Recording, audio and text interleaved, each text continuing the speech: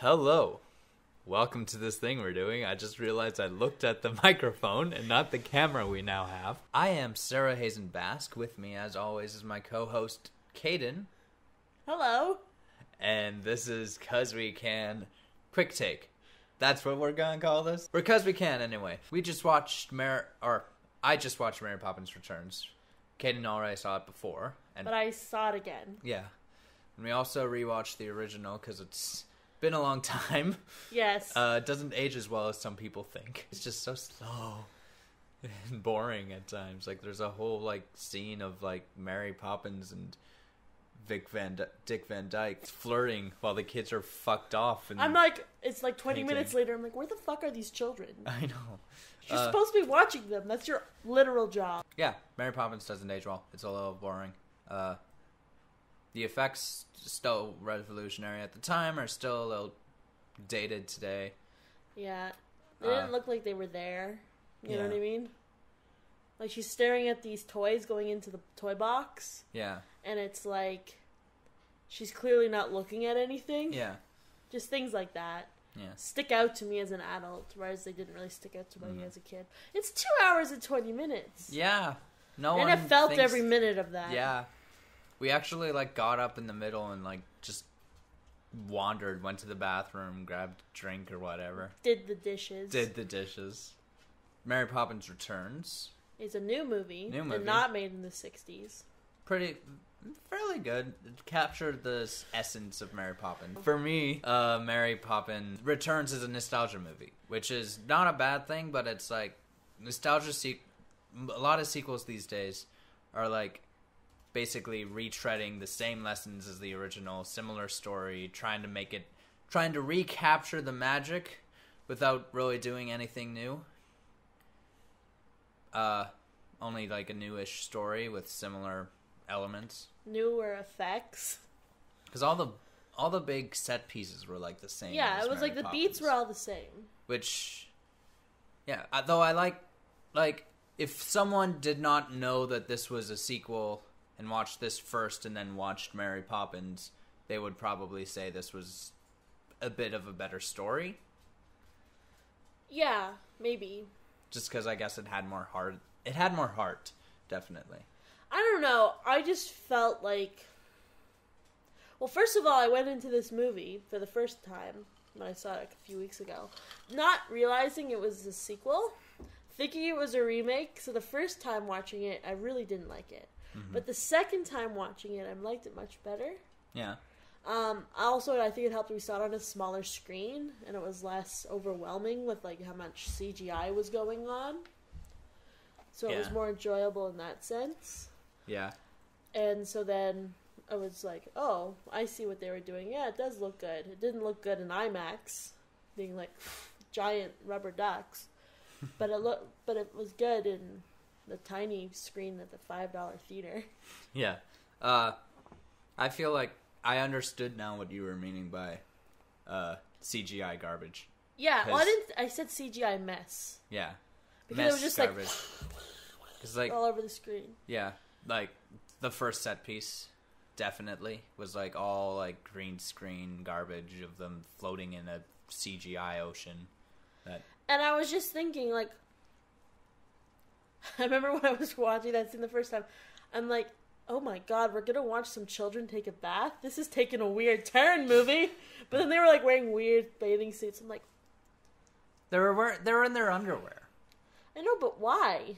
Who takes a bath in their underwear? Exactly. They got in the bath in their underwear because, of course, you can't be naked, right? But I'm also why do a bath then? Yeah.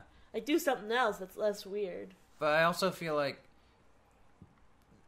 the songs, at least the first two, or the two big ones, the first few big ones felt like lessons. The bath one was, taking a bath can be fun. And then the one that they sang at the, fair on the, China Bowl was, the Royal Dalton Bowl? Yeah, it was we could...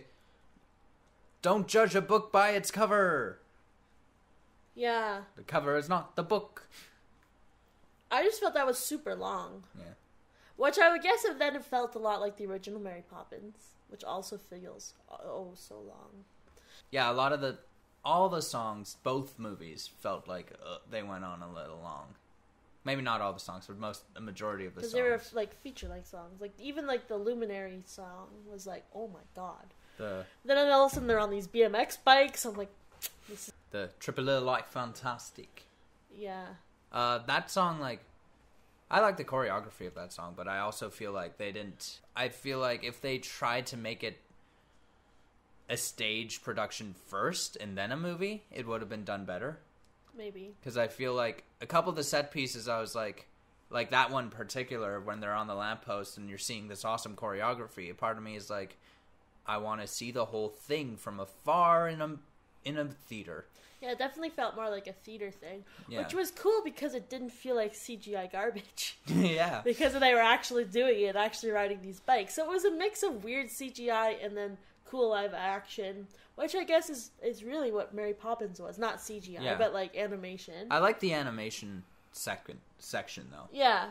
I liked when they were in the bowl. Yeah.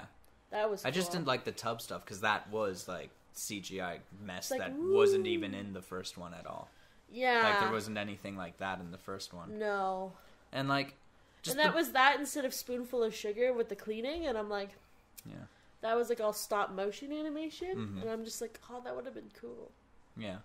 To do some modern day stop motion in a feature film, like we don't see that ever. Yeah. The acting was well done. Yeah, oh yeah. Casting the only was thing good. was Emily Blunt, especially if you watch two movies next to each other, she's a very different interpretation of Mary Poppins. Mary Poppins is a lot nicer in the 60s, but I think the meaner Mary Poppins, or more stern Mary Poppins, is closer to the book telling. That's what I've been told too. And yeah, the book telling, because that's why she didn't like the movie. I think the author. Yeah, and she said Emily Blunt has said in interviews that she thought she was focusing on the more mean side. Like, Mary Poppins is actually really mean. A lot of people forget that, was what she was saying in a lot of interviews. Yeah. So I liked her playing of Mary Poppins a little better. Yeah. In that sense that she felt more like a nanny than like a friend. Yeah, and she felt not just more like floating around going on dates with Bert in Penguin Land. Yeah, and she felt more like behind the scenes pushing the children and the bank's adults now, as opposed to the She's first more like a one. puppeteer. Yeah, she was more of a puppeteer, as in the first one she just kind of appeared and made things happen. Yeah. Practically perfect in every way. Except for the fact that you're a mean person. Well... Yeah, no, I was joking. She was more vain. Then they didn't do anything fun like measure the kids to tell them the personality traits and stuff like that. Yeah. I'm like, come on, if you're going to do a nostalgia movie, go for it. Yeah, but also... I like the measuring tape. Yeah. And Lin-Manuel was good casting because he's not great at the Cockney accent. That was just Australian, what I just did there. Yeah, it was. But Cockney. But the original guy didn't have a very good Vic Van Cockney. Dyke. Dick Van Dyke. I keep saying Vic. Yeah. Because I don't want to say Dick. Yeah. Dick Van Dyke was, like, that's one of the big things that is remembered is how bad his accent is. Yeah, so they captured that. So they captured that. But not the tape measure. Yeah. Like, and I liked Lin-Manuel's character of just popping in and out of places of, like, oh, cool. What was I gonna say? I like that she was like matchmaking him with Jane a bit. Yeah. Which is something she didn't do before. Because she says, she's here to take care of the bank's children, and she doesn't mean just the children. She means them as well. Oh yeah. And I liked that, and I was like, oh, so she's actually like helping them, or she did help Mr. and Mrs. Banks in the first one, but. And I liked how the mom. Explicit. I liked how the mom was. I kind of like the fact that they added some tragedy to the family. Like, these kids were kind of forced to grow up a little too fast. Yeah. Where this household wasn't normally as in shambles as it was, and the dad wasn't as stern as he turned into near the end of the movie. Kind of forced into that situation, as opposed to the first one where the dad's just general father for no reason. I also just wonder, why is the neighbor got a boat on their roof? Because I think he's a retired captain and he just can't forget it. Like he has PTSD or something. But I'm also just remember being, when a kid, I'd be like, why? Yeah. Like, it doesn't add anything to the story. It's just, like, colorful, I guess. So, like, this is a pretty magical street to start with, I guess. I thought it was interesting considering how everyone was still miscast or recast, that they made it a 20 years later film. Like, taking place 25 years later. I thought it was interesting that they because they brought back a lot of the supporting cast. Well, supporting characters, not the cast, but nobody. And they were all later. They were all older people, too. So, but no one reprised their role. Oh, yeah, no. Except for Dick Van Dyke, sort of, as the old man. He didn't even reprise his role. He was playing the son. Yeah, I know, but I mean, like, the same costume anyway. Yeah, similar costume. Similar costume. But yeah, it was okay. The songs were okay. I liked the songs. I thought they were. I liked all the song. Because I guess I went into it thinking it was another live action remake by Disney, but it was a live action to begin with. I'm like, hey, who am I to judge? I was like a little disappointed that none of the original songs were in it from the first movie. I was hoping just one, or like as a leitmotif, like musically, but it didn't happen. Yeah. There was also no leitmotif songs in this one, except it bookends it with the same song. But they played Spoonful of Sugar a few times throughout the Mary Poppins movie. Yeah. The first time. I noticed that too. There were a couple more leitmotifs. Yeah, there was no like, there was like one reprise in this one. Yeah. And there was no like reinterpreting of the lyrics to mean something different, like Spoonful of Sugar in the original Mary Poppins. Yeah. They were just sort of the kids sing a bit of the song to their dad when he's sad, and that's about it. Yeah. But it was very... I think my favorite number, I think, was the Tripolo Light Fantastic.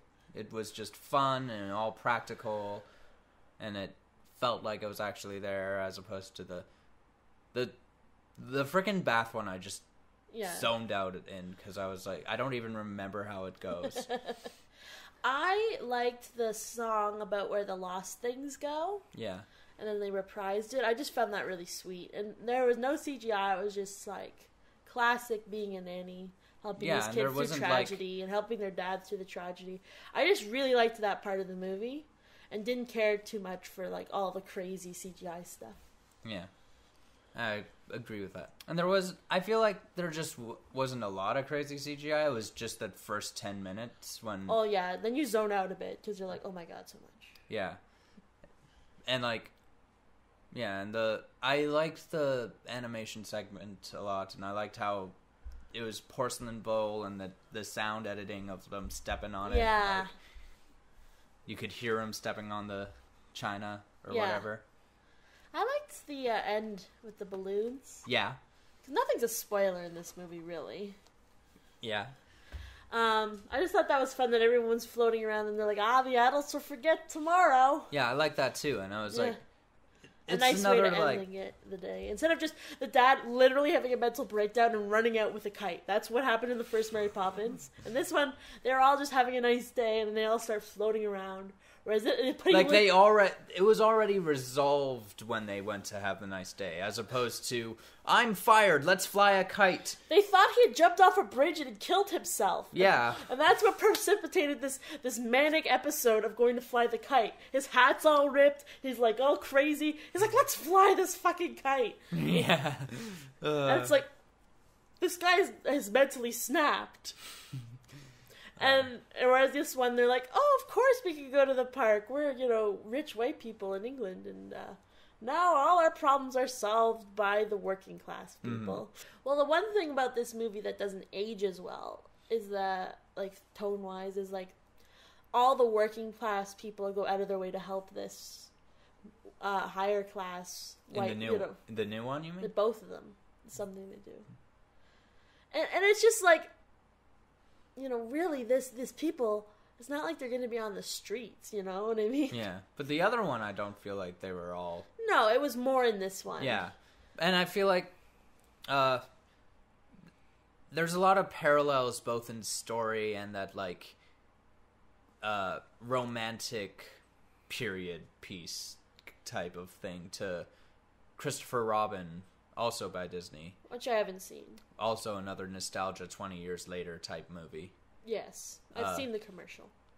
But, like, it's basically the same story of, the adults, old, mad, who they thought was, like, an imaginary friend, or they thought they imagined magic, comes back to help teach them how to play again, and to teach the kids teach the kids that it's okay to play and not to grow up too fast. And there's even a character that's similar to the bank manager guy that's a nephew of the person who owns it. Also. And is, like, just a snooty guy that's, like, the antagonist, basically. Yeah. Of, we're gonna take everything you have, or in Christopher Robin, we're gonna fire all the staff unless you come up with a nice idea. Yeah. As I go golf. Yeah. I haven't seen Christopher Robin. Yeah. So I can't... I sounds the same to me, but I can't, like, for sure, because I haven't seen it. Yeah. But both movies, the whole thing, the juice of it is in those weird characters, and the Mary Poppins, and... Let's talk about Meryl Streep. That was great. Topsy-turvy. And they're like, what accent are you doing? And she's like, I don't know. I like that. It was a little bit meta. Or she was like, it's a long story, and she doesn't know. No one knows, or something like that. It was great. She's just doing an accent, but for nowhere in particular. Yeah. But again, it was like, now they're up on the ceiling, just like in Mary Poppins. Yeah. And, like, the pattern, exact same. Like, first set piece of Mary Poppins singing is of how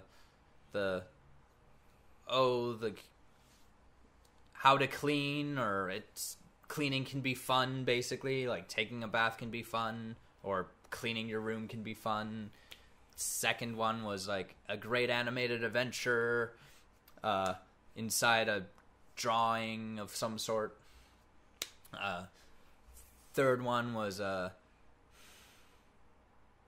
then they went to third one was, like, the uncle or relative. Yeah, that's upside down or on the ceiling sort of thing. Who's having a problem?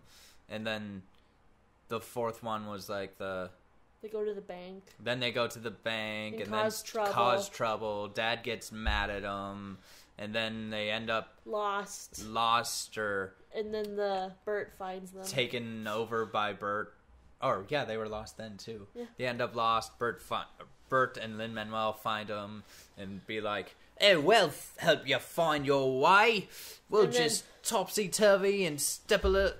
What's the step one? Step a little light, fantastic. No. That Triple Little Light Fantastic, and what was the original one? The Step. Stepping Time. Step in time. The fun dance member with the working class people, and then the resolution of the bank thing happens, and then they go fly a kite or float on balloons.